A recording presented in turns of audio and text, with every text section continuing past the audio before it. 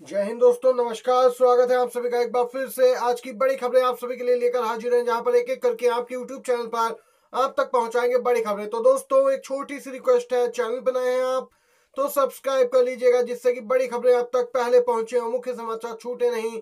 चलिए दोस्तों, पहली अपडेट से शुरुआत करते हैं। सबसे पहले और ताजा खबर आ रही है दोस्तों, किसानों को लेकर किसान आक्रामक रुख अपना चुके हैं और अब यहाँ पे दिल्ली की ओर कूच की तैयारी। वहीं दूसरी तरफ दोस्तों, इसी बीच किसानों ने सरकार को चौंका दिया, आगे की नई रणनीति बना ली और दिल्ली कूच रद्द कर दिया। 26 जनवरी को अब यहाँ पे मोर्चा संभालेंगे किसान। जी हाँ, किसान नेता सरवन सिंह पंधे ने कहा कि 26 जनवरी का ट्रैक्टर मार्च तय कार्यक्रम के तहत किया जाएगा। भाजपा विधायकों, मंत्रियों के घरों व कार्यालयों के सामने ट्रैक्टर खड़े किए जाएंगे। उधर हरियाणा के विभिन्न खापों की चुनी हुई कमेटी की बैठक में फैसला लिया गया कि आंदोलन को एक सूत्र में बांधने के लिए 26 जनवरी को ट्रैक्टर मार्च में वह भी हिस्सा लेंगे। दोस्तों, अपनी विभिन्न मांगों को लेकर लगातार आंदोलनरत हैं किसान। अब दोस्तों, आपको बताते चले, 26 जनवरी को यहाँ पर ट्रैक्टर मार्च निकालकर सरकार को घेरने का प्रयास करेंगे। जब देश दुनिया की मीडिया दिल्ली में यहाँ मौजूद होती है कवरेज के लिए, और इस प्रकार का यहाँ पे दोस्तों ऐलान सीधे तौर पर चिंता का विषय है केंद्र सरकार के लिए।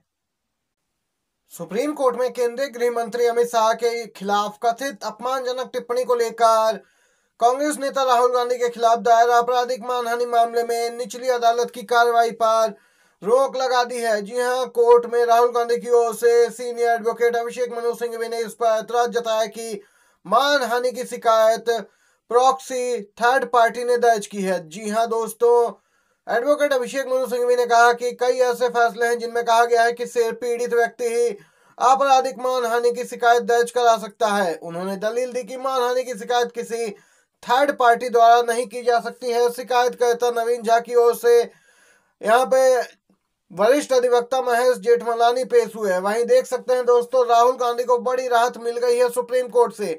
जस्टिस विक्रमनाथ और जस्टिस संदीप मेहता की बेंच ने राहुल गांधी की अपील पर झारखंड सरकार और बीजेपी नेता को नोटिस जारी किया है। दोस्तों, आपको बता दें, 2019 में राहुल गांधी ने एक बयान दिया था, लोकसभा चुनाव प्रचार के दौरान अमित शाह को घेरा था और उसी पूरे बयान को लेकर ये मामला थर्ड पार्टी द्वारा दायर कराया गया है। जबकि नियम तो है कि जिसकी मानहानि हुई है वह व्यक्ति ही संबंधित शिकायत दर्ज करा सकता है, वह चाहे तो। लेकिन यहाँ पर देख सकते हैं, थर्ड पार्टी यानी किसी अन्य ने याचिका दायर की है अमित शाह की जगह, जिसको लेकर यहाँ पे सुप्रीम कोर्ट ने निचली अदालत की कार्रवाई पर रोक लगा दी।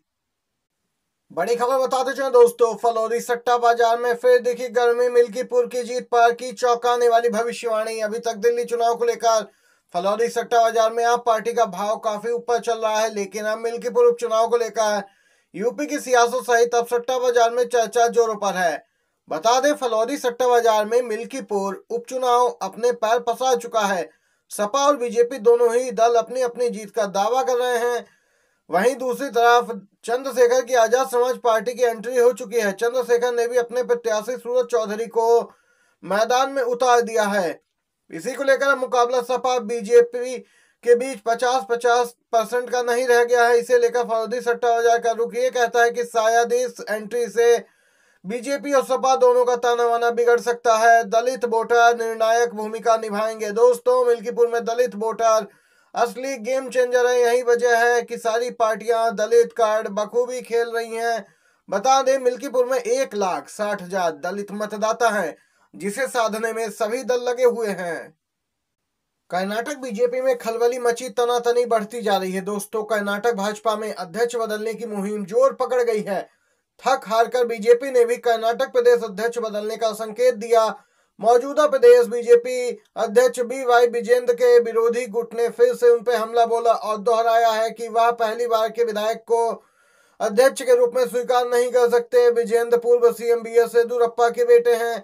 यह तनातनी दोस्तों तब शुरू हुई जब विजेंद्र ने बयान दिया कि इस पद के लिए चुनाव होने पर दोबारा अध्यक्ष वही बनेंगे, यानी पार्टी कैडर नेताओं और आला कमान द्वारा उन्हें फिर से प्रदेश अध्यक्ष बनाए जाने का पूरा भरोसा था। वहीं आपको बताएं, राज्य संगठन चुनाव के प्रभारी केंद्रीय मंत्री शिवराज सिंह चौहान 2 दिन पहले कर्नाटक के दौरे पर गए थे।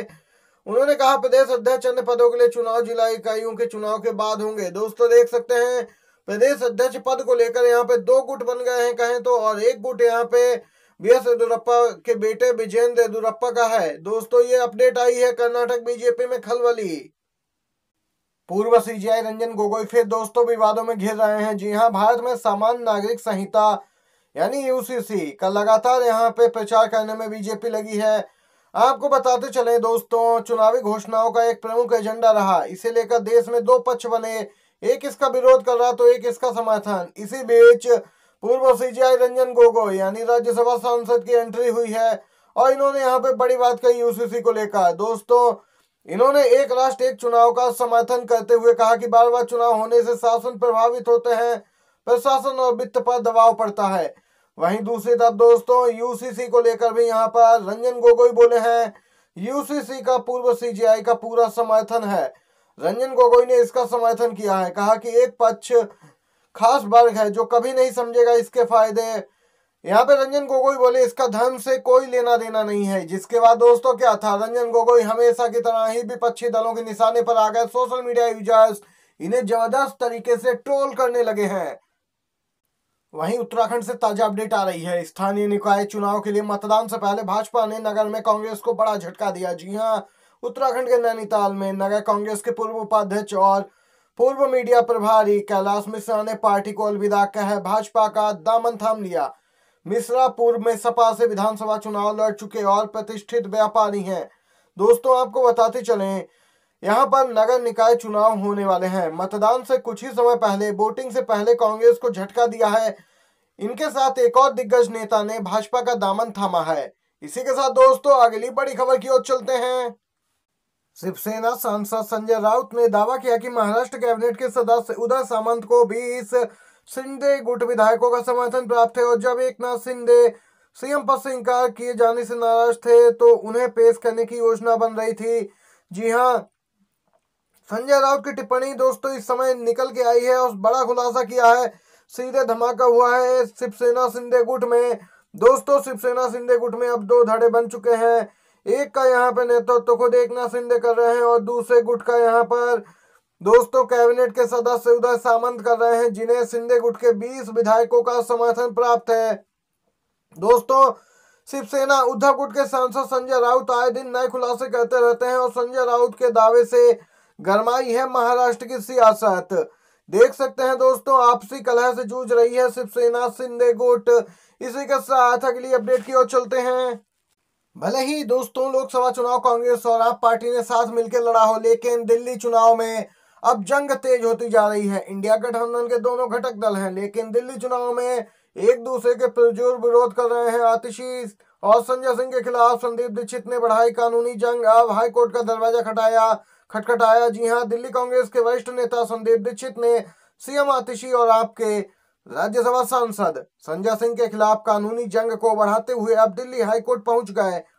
दोस्तों हालांकि दिल्ली हाईकोर्ट ने मामले को फरवरी तक के लिए स्थगित कर दिया। संदीप दीक्षित जो कि पूर्व सीएम शीला दीक्षित के बेटे हैं, पूर्व सांसद रह चुके हैं, केजरीवाल के खिलाफ नई दिल्ली विधानसभा सीट से चुनावी मैदान में है। आरोप लगाया कि एक प्रेस कॉन्फ्रेंस में दोनों नेताओं ने उन पर चुनाव में आपको नुकसान पहुंचाने के लिए भाजपा से करोड़ों रुपए लेने की बात कही थी और यहीं पे दोस्तों इनके खिलाफ मानहानि का मुकदमा दायर कराया गया था 26 दिसंबर 2024 को। ये यहाँ पे ताजा अपडेट निकल के आई है। दोस्तों वीडियो अच्छा लगा हो लाइक कीजिएगा, शेयर कीजिएगा। बहुत बहुत धन्यवाद। जय हिंद।